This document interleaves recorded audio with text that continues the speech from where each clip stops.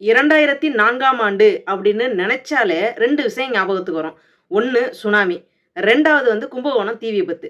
அந்த சுனாமி அலையில அடித்து செல்லப்பட்டு, மூழ்கி பிறகு உயிர் பிழைச்ச அனுபவம் என்கிட்ட இருக்கிறதுனால, 2004னாலே உடனே எனக்கு ஞாபகத்துக்கு வர்றது சுனாமி தாங்க. 2வது கும்பகோணம் தீ விபத்து.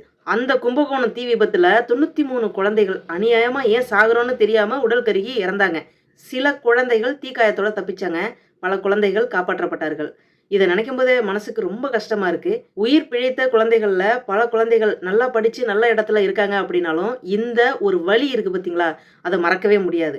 இப்ப ஏன் இத பத்தி பேசுறோம் அப்படின்னா, உயிர் பிழைத்த குழந்தைகள்ல பல குழந்தைகள் படிச்சு நல்ல இடத்துல, நல்ல பொறுப்புல இருந்தாலும், இன்னைக்கு இந்த விஷயத்த நமக்கு நினைவுபடுத்துற விதமா, சப் கலெக்டராக தேர்வு செய்யப்பட்டிருக்கிற ஜெனிஃபர் அவங்கள வாழ்த்துறதுக்காக தான் இத நாம முக்கியமா பதிவு பண்றோம். அன்னைக்கு நடந்த அந்த கோர சம்பவத்துல பிழைச்சதுனால தான், இன்னைக்கு சப் கலெக்டராக நான் வந்திருக்கேன் அப்படின்னு ஜெனிஃபர் பேட்டி குடுத்துருக்காங்க. அவங்க அந்த பேட்டியில சொன்னது, அன்னைக்கு நான் 4ஆம் வகுப்பு படிச்சுக்கிட்டு இருந்தேன்.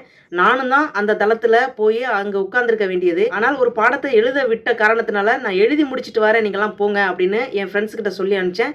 என் ஃப்ரெண்ட்ஸ் எல்லாம் போயிட்டாங்க. நான் எழுதிக்கிட்டு இருந்தேன். அப்பதான் இந்த சம்பவம் நடந்தது. பள்ளியை விட்டு எல்லோரும் வெளியேறுங்கள் அப்படின்ற அந்த சத்தம் கேட்டதுனால, பக்கத்து வகுப்புல படிச்சுக்கிட்டு இருந்த என் தம்பிய கூட்டிக்கிட்டு நான் அங்கருந்து வெளியில வந்துட்டேன்.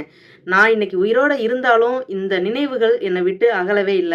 நான் இன்னைக்கு சப் கலெக்டர் பொறுப்பு ஏத்திருந்தாலும், என்னோட முக்கியமான ஒரு அணுகுமுறை எத நோக்கி இருக்கும் அப்படின்னு பார்த்தீங்கன்னா, குழந்தைகளோட பாதுகாப்பு அப்படிங்கிற அந்த விஷயத்த மட்டுமே மையமா வச்சு இருக்கும் அப்படின்னு அந்த சகோதரி சொல்லும் பொழுது, அத கேட்கிற நமக்கு ரொம்ப கஷ்டமா இருக்கு. சகோதரி சப் கலெக்டர் ஜெனிஃபர் அவர்களுக்கு வாழ்த்துக்களையும், பாராட்டுகளையும் தெரிவித்ததோடு மட்டுமல்லாமல், உங்களுடைய பயணம் இனிதாக அமைய படைத்தவனையும் பிரார்த்தனை செய்து கொள்கிறேன்.